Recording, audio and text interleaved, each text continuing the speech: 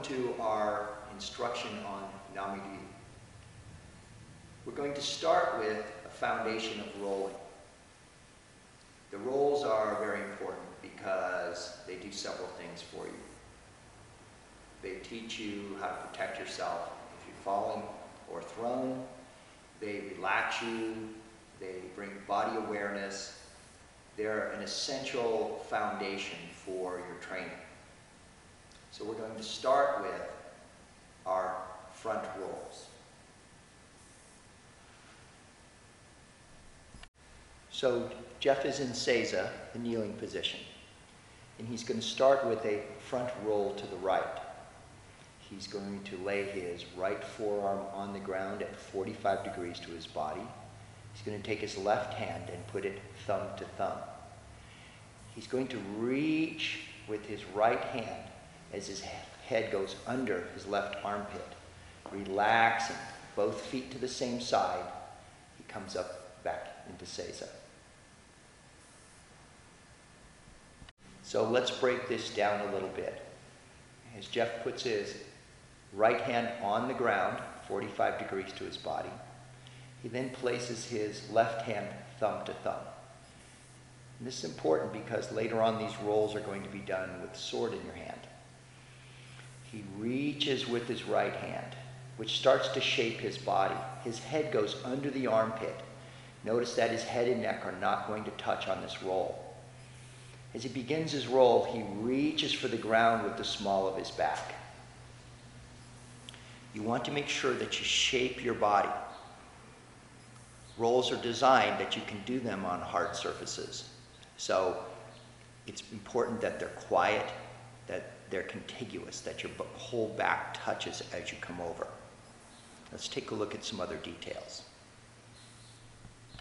Now you notice as Jeff rolls that his feet come to, this is a right shoulder roll, his feet will come to the right, both of them to the side. This allows the inertia of his body to carry through and bring him up. He doesn't contract muscles here. He's being relaxed and fluid. Rolls have many benefits. One of them is to teach you how to use the inertia of your body, the momentum, instead of contracting muscles. It also teaches you how to shape your body in relation to the force vector that the ground becomes if you fall to it. Watch from the back. Back into Seiza, nice and smooth and quiet.